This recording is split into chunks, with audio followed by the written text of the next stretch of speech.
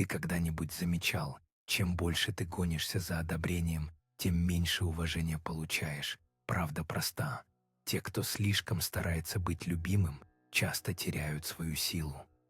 Марк Аврелий сказал: «Меня никогда не перестает удивлять.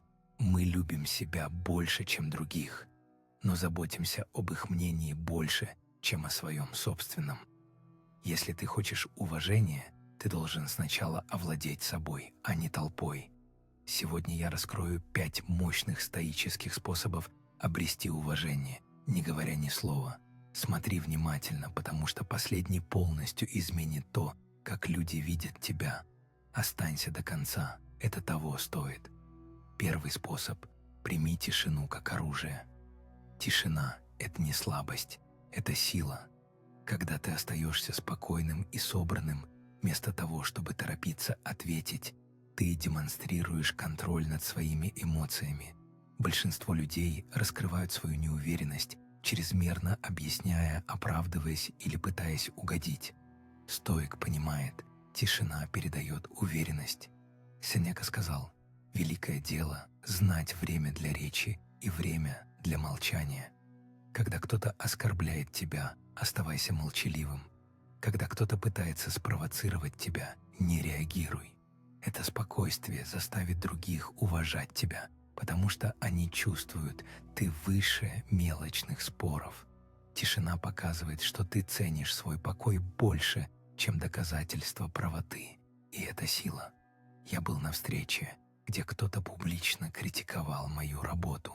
Несправедливо, агрессивно. Все ждали моей реакции, защиты, контратаки. Но я просто посмотрел, сделал паузу и сказал: «Понял, спасибо за мнение». Комната замерла, потому что они ожидали драмы, а я дал тишину. Знаешь, что случилось потом? Люди подходили ко мне после и говорили: «Уважаю, как ты справился с этим». Не потому, что я что-то доказал, а потому, что я остался спокоен. На моем канале «Путь без возврата» я часто говорю: когда ты овладеваешь тишиной, возврата к бессмысленным спорам нет. Второй способ – отстранись от потребности в валидации. Поиск одобрения – это ловушка, которая ослабляет твою душу. Эпиктет предупреждал нас: если хочешь совершенствоваться, будь готов, что тебя сочтут глупцом. Это значит, перестань заботиться о том, что думают другие. Чем больше тебе нужна валидация, тем меньше власти ты имеешь над собой. Когда люди видят, что ты не затронут их суждением, они уважают тебя, потому что это редкость. Начни практиковать это. Прежде чем что-то публиковать, прежде чем действовать, спроси себя: я делаю это, чтобы выразить себя или впечатлить других? Когда твои действия управляются твоими ценностями, а не внешним одобрением, ты становишься несокрушимым, и уважение следует естественно. Я публиковал вещи, ожидая лайков, комментариев, признания. И когда их не было, я чувствовал себя опустошенным. Потом я изменил подход.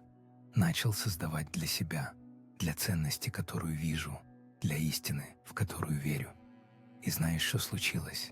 Я перестал проверять реакции, перестал считать лайки, потому что моя ценность больше не зависела от них. И иронично, именно тогда люди начали уважать то, что я делаю. Третий способ – овладей искусством самообладания под давлением. Большинство людей теряют контроль, когда жизнь испытывает их. Они кричат, паникуют, жалуются. Стоик делает противоположное. Когда все идет не так, оставайся спокойным, сосредоточенным и устойчивым. Почему? Потому что спокойствие в хаосе – это редкая суперсила. Марк Аврелий сказал: «Ты властен над своим разумом, а не над внешними событиями. Осознай это, и ты обретешь силу». Представь, кто-то пытается спровоцировать тебя. Если ты взрываешься, ты даешь ему власть. Если ты остаешься невозмутимым, он чувствует себя маленьким, а другие замечают твою силу. Люди уважают тех, кто остается центрированным, когда мир рушится, потому что это демонстрирует овладение собой. Был кризис в проекте. Все шло не так, люди паниковали, обвиняли друг друга. Я не паниковал, не кричал, просто сказал: «Хорошо, что мы можем сделать прямо сейчас?» Это простое спокойствие изменило атмосферу. Люди успокоились, начали думать.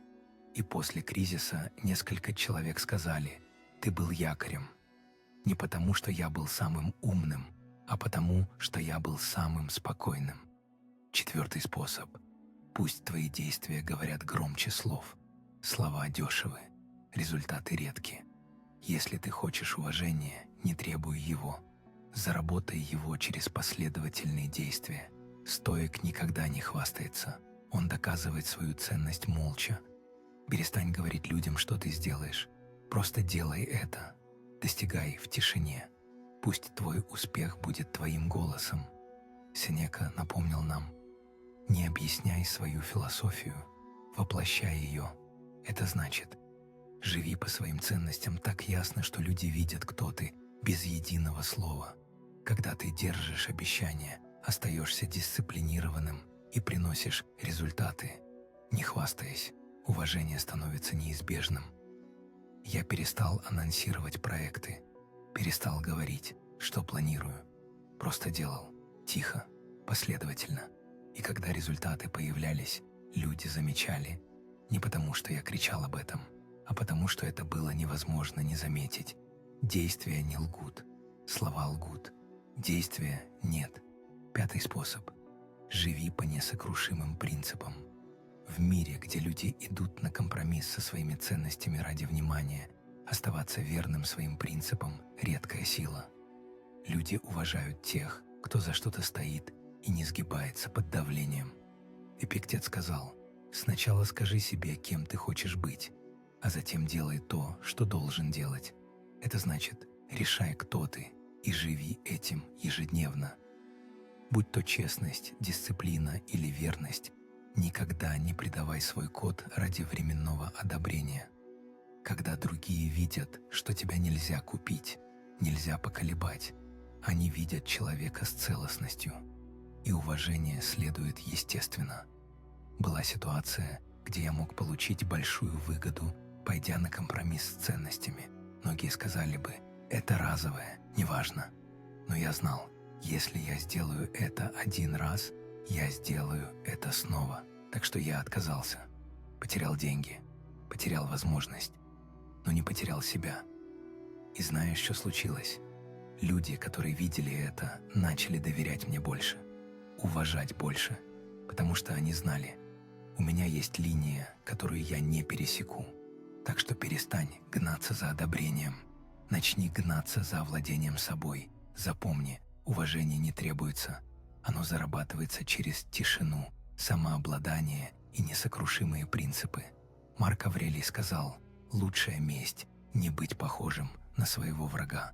Не будь как те, кто кричит ради внимания. Не будь как те, кто изменяет своим ценностям ради лайков. Будь молчаливым, будь спокойным, будь последовательным, будь верным себе, и уважение придет. Не потому, что ты его требовал, а потому, что ты его заслужил. Если эти уроки принесли тебе ценность, подписывайся на «Путь без возврата». Ставь лайк, делись этим видео и продолжай свое путешествие к несокрушимой силе. Потому что уважение – это не то, что ты просишь. Это то, что ты становишься. Оставайся сильным, оставайся молчаливым, оставайся непоколебимым.